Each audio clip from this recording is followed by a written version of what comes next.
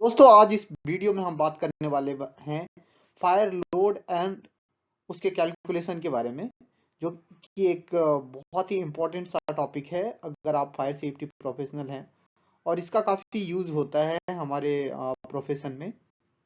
तो आइए देखते हैं कुछ की पॉइंट्स जो फायर लोड से रिलेटेड है।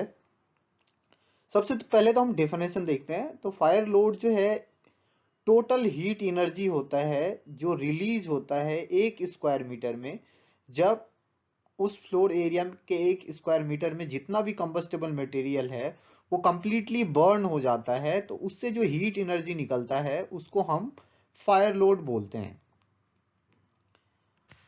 जितना ज्यादा फायर लोड होगा उससे पता चलता है कि उस एरिया में उतना ज्यादा फायर हजार्ड है, और उसी के बेसिस पे हम अपने सिस्टम को डिजाइन करेंगे। जो भी फायर प्रोटेक्शन मेजर्स हम वहां पे इंप्लीमेंट करेंगे वो बेस्ड ऑन जो फायर हजार्ड होगा।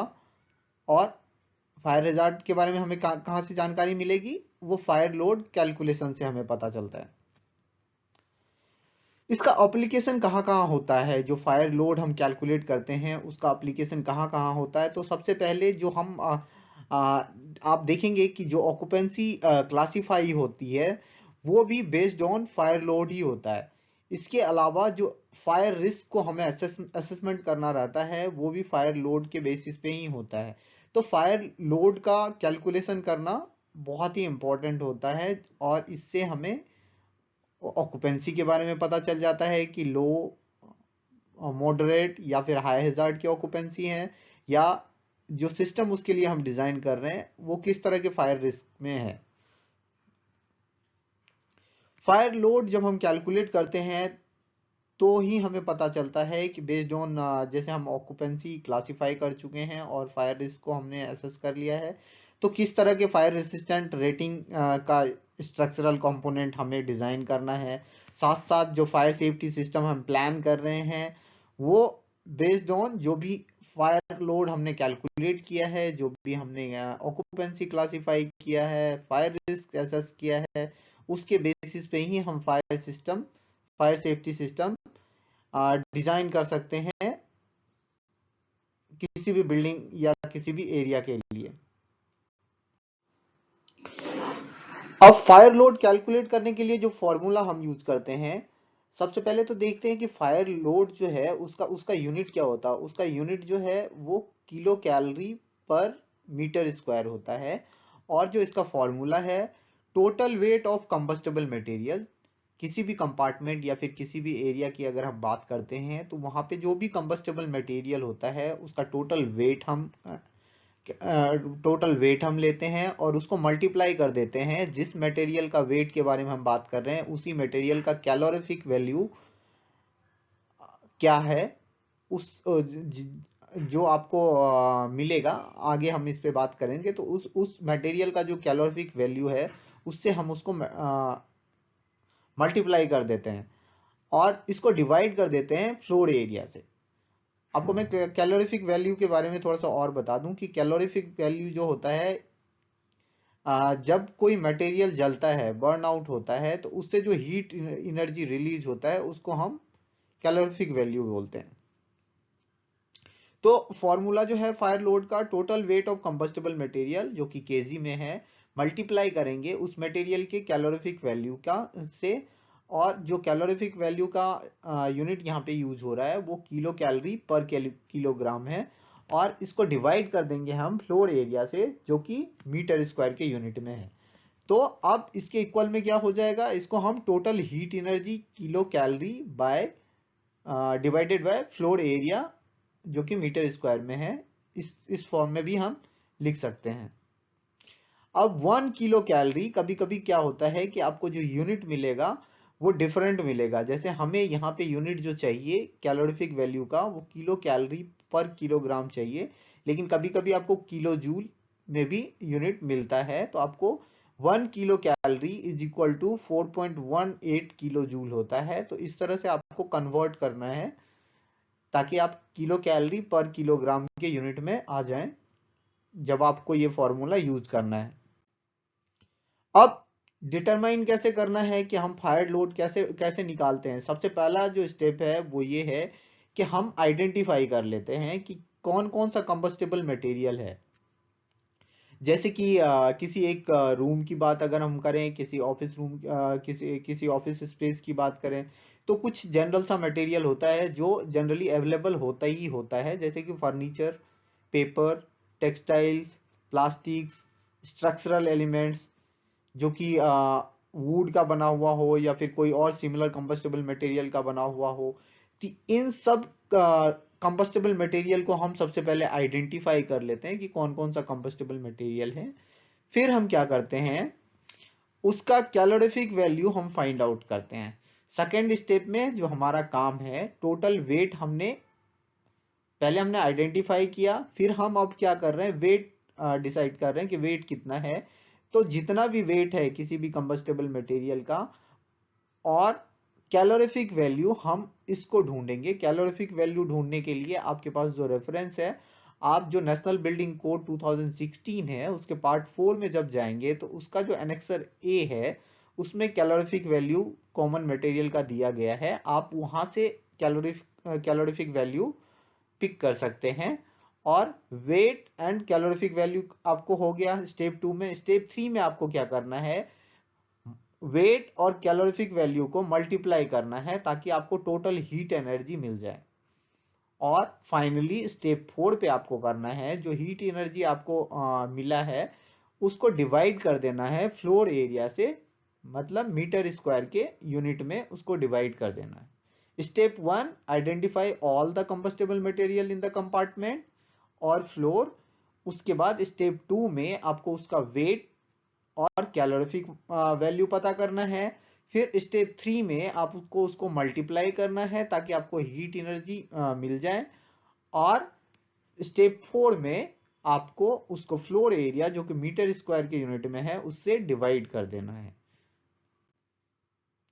अब हम एग्जाम्पल के तौर पे देखते हैं कि एक कंपार्टमेंट है कहीं पे जहां पे 200 केजी मटेरियल है और इस मटेरियल का कैलोरीफिक वैल्यू जो है वो 4000 किलो कैलोरी पर किलोग्राम है और जो एरिया है वो 50 मीटर स्क्वायर का है।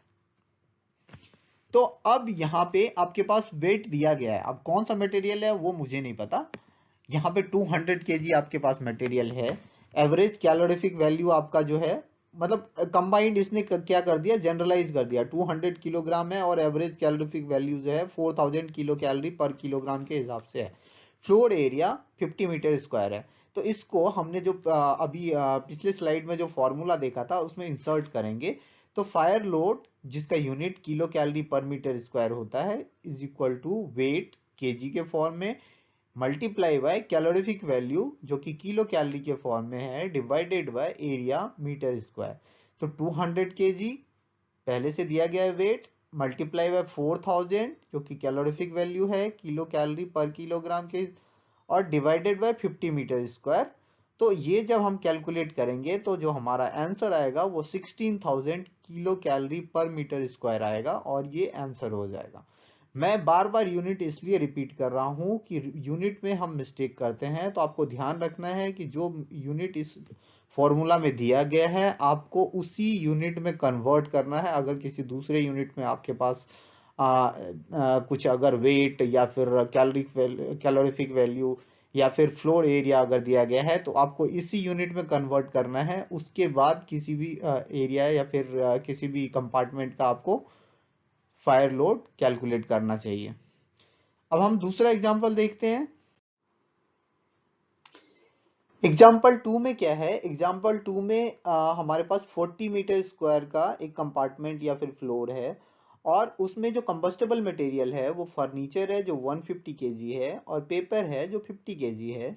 और इसका कैलोरीफिक वैल्यू यहाँ पे दिया गया है, फर्नीचर का 4200 किलो कैलोरी पर किलोग्राम है और पेपर का 5000 किलो कैलोरी पर ग्राम है। तो अब इसको फॉर्मूला में हम इंसर्ट करते हैं। तो फायर लोड जो कि किलो कैलोरी पर मीटर स्क्वायर के फॉर्म में आना चाहिए, यूनिट में आना चाहिए, इक्वल टू फर्नीचर का पहले हम हीट एनर्जी निकाल रहे हैं जो कि वेट केजी में दिया गया है और कैलोरीफिक वैल्यू किलो कैलोरी में दिया गया है। तो ये फर्नीचर का, उसको उसके बाद फिर प्लस करेंगे, टोटल हीट एनर्जी हमें निकालना है, तो हम सबका इंडिविजुअली पहले कैलकुलेट करते हैं। तो फर्नीचर का हमने एक साइड कर लिया, फिर उसको प्लस कर दिया पेपर के साथ, वेट इनटू कैलोरीफिक वैल्यू, और फाइनली इसको डिवाइड कर दिया है एरिया मीटर स्क्वायर में। तो अब इसको हम जो वैल्यू दिया गया है, गिवन वैल्यू जो है, उसको हम इस फॉर्मूले में सेट करते हैं। तो 150 kg multiply bye 4200 kilo calorie per KG, plus पहला वाला फर्नीचर का था, दूसरा वाला पेपर का है, 50 kg multiply by 5000 kilo calorie per kg divided by 40 square metre. तो जब हम इसको कैलकुलेट करेंगे तो जो हमारा आंसर आएगा वो 18,250 किलो कैलोरी पर मीटर स्क्वायर आएगा।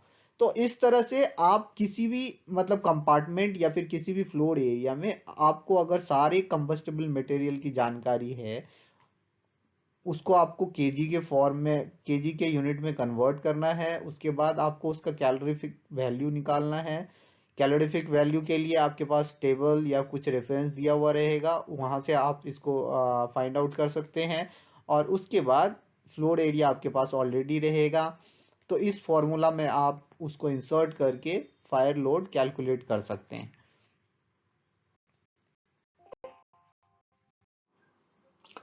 दोस्तों, जैसा कि प्रीवियस स्लाइड में हमने मेंशन किया था कि हमें कैलोरीफिक वैल्यू फाइंड आउट करने के लिए annexure A part 4 national building code 2016 को रेफर किया है। तो यहाँ पे आप देखेंगे कि टेबल 9 में, जो कि एनेक्सर ए में है, उसमें calorific values of common materials दिया गया है। तो यहाँ से आप कैलोरीफिक वैल्यू ले सकते हैं अब फायर लोड कैलकुलेट करने के लिए, जो आपको फॉर्मूला में चाहिए। जो भी मटेरियल दिया गया है, यहाँ पे कॉमन मटेरियल, बहुत सारे मटेरियल दिए गए हैं, तो ये इस लिस्ट में अगर आपका मटेरियल आता है तो इसका कैलोरीफिक वैल्यू आप यहाँ से ले सकते हैं। लेकिन आपको एक चीज ध्यान देना है यहाँ पे कि इस टेबल में जो कैलोरीफिक वैल्यू है वो डिफरेंट यूनिट में है। जैसे मैंने यहाँ पे एक एग्जांपल लिया है, जहां पे एक एग्जांपल लिया है कैलोरीफिक वैल्यू ऑफ चारकोल, जो कि 28.4, और जब आप टॉप पे देखेंगे तो इसको मल्टीप्लाई करना है 1000 से 10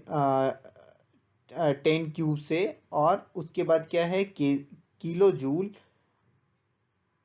पर केजी, किलो जूल पर केजी। तो आपको यहाँ पे किलो जूल को कन्वर्ट करना है किलो कैलोरी में।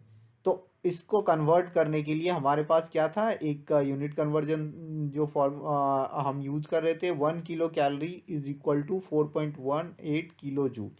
तो उसी का हमने यूज करते हुए यहाँ पे क्या किया, 4.18 किलो कैलोरी से इसको डिवाइड कर दिया, और फाइनली जो हमारे पास जो यूनिट, जिस यूनिट में हमें चाहिए था फायर लोड कैलकुलेट करने के लिए, तो उस यूनिट में हमने इसको कन्वर्ट कर दिया, जो किलो कैलोरी के फॉर्म में अब ये आ गया है। तो इस कैलोरीफिक वैल्यू को हम फायर लोड कैलकुलेशन में यूज कर सकते हैं, अगर हमें चारकोल का फायर लोड निकालना होगा कहीं पे, किसी भी कंपार्टमेंट में अगर charcoal as a combustible material available है, तो हमें अगर वहां पे हीट एनर्जी निकालना है फायर लोड कैलकुलेशन के लिए, तो हम इस तरह से कन्वर्ट करने के बाद इसका यूज करेंगे कैलोरीफिक वैल्यू का। अब दूसरा इसमें दिया गया है वुड इक्विवेलेंट। तो जो हम यहाँ पे फायर लोड कैलकुलेट करते हैं, तो हम इसको कैलकुलेट करते समय इसको वुड के इक्विवेलेंट में भी ले सकते हैं। जैसे वुड का आप देख पा रहे हैं, वुड का इक्विवेलेंट क्या है, 17.6। तो वुड के इक्विवेलेंट भी आप ले सकते हैं। तो यहाँ पे मैंने एक एग्जांपल लिया है, जैसे कैलोरीफिक वैल्यू ऑफ पीट जो कि 20.9 है, 20.9 है। तो उसको अगर इक्विवेलेंट में हम लेंगे तो क्या होगा, कैलोरीफिक वैल्यू ऑफ वुड जो कि 17.6 है, उसको किस किस वाले फैक्टर से कह रहा है मल्टीप्लाई करने के लिए। तो इस साइड में जो राइट साइड वाला कॉलम है, उसमें जो 1.19 फीट का दिया गया है, तो इसको 1.19 से मल्टीप्लाई कर देंगे, तो ये जो आपके पास कैलोरीफिक वैल्यू निकलेगा वो वुड के इक्विवेलेंट निकलेगा। तो इस तरह से वुड के इक्विवेलेंट भी फायर लोड को कैलकुलेट किया जाता है।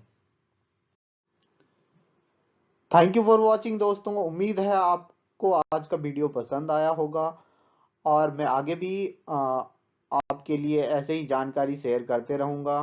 Please like share and subscribe my channel fire safe India by MK।